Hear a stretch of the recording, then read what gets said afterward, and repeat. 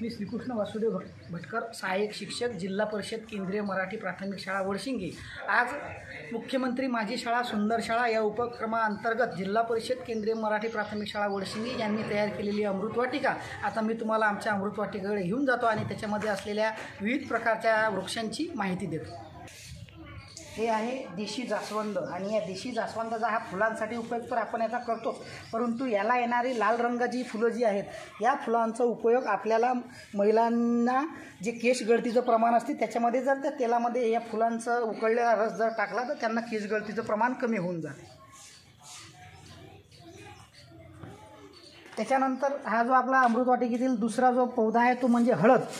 आणि या हळदीचा उपयोग आपल्याला माहीत आहे, आपल्या ही अँटीबायोटिक म्हणून सगळीकडे प्रसिद्ध आहे आणि आपण नेहमीच्या डेली भाजीमध्ये किंवा काही जखम झाली तर याचा उपयोग आपण आपल्या नियमित जेवणाच्या आहारामध्ये करत असतो। त्यानंतर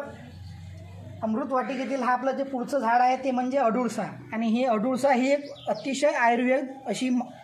वनस्पती आहे आणि कोणत्याही प्रकारचा खोकला जर असला आणि याच्या पानांचा रस जर आपण घेतला तर याचा उपयोग खोकला बसण्यासाठी लहान मुलांसाठी म्हणजे लहान मुलांपासून तर आबालवृद्धापर्यंत याचा उपयोग केला जातो।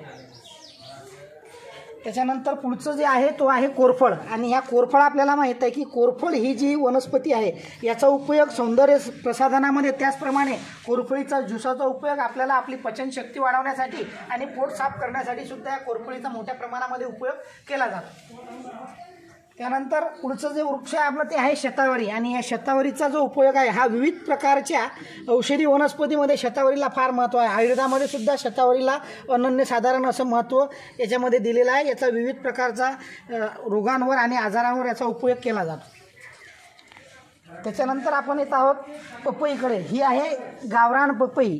आणि याच्या दुधापासून आपण काविळासाठी किंवा याच्या पानांचा रस, कावीळ जर झाला तर याच्या पानांचा रस घेतला तर आपल्याला कोणत्याही प्रकारचा कावीळ असो तो कावीळ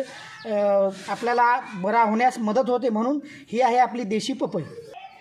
हा आहे पेरू आणि आपल्याला माहीत आहे पेरूचा उपयोग जर आपण केला तर आयुर्वेदामध्ये पेरूला अनन्यसाधारण असं महत्त्व आहे। पेरू हा स्मरणशक्ती वाढवणारा महत्त्वाचं फळ आहे आणि याचे असं आपलं जर तोंड आलं असेल किंवा तोंडाला काही छाले पडले असेल तर याचे पानं जर आपण कोवळे पानं खाल्ले तर यासाठी सुद्धा पेरूचा फार मोठ्या प्रमाणामध्ये उपयोग केला जातो। त्याच्यानंतरचं जे आपलं झाड आहे ते आहे जांभळाचं आणि जांभळाचा उपयोग तुम्हाला माहीत आहे एक पाचक म्हणून अतिशय चांगल्या पद्धतीचा जांभळाचा उपयोग केला जातो आणि मधुमेह असणाऱ्या व्यक्तींसाठी जांभूळ हे फार आवश्यक आहे आणि आपण जे म्हणतो औषध जंबुआसव ते जर घेतलं तर मधुमेहासाठी आणि इतर अनेक आजारावर याचा रामबाण उपाय हा आपल्या जांभुळीच्या माध्यमातून। हे आहे सर्वांच्या सुपरिचित असलेलं आपलं वडाचं झाड आणि वडाचं झाड हे आपल्या पौराणिक म्हणजे अश्मयुगापासूनच्या कालावधीमध्ये वडापासून आपल्याला आनंद सारा असे फायदे झालेले आहेत आणि यांच्या पारंब्या वगैरे आणि यांच्या पानांपासून यांच्या मुळांपासून विविध प्रकारच्या औषधी वनस्पती तयार केल्या जातात, म्हणून अशा पद्धतीची ही वडशिंगी शाळेची अमृतवाटिका आपण या ठिकाणी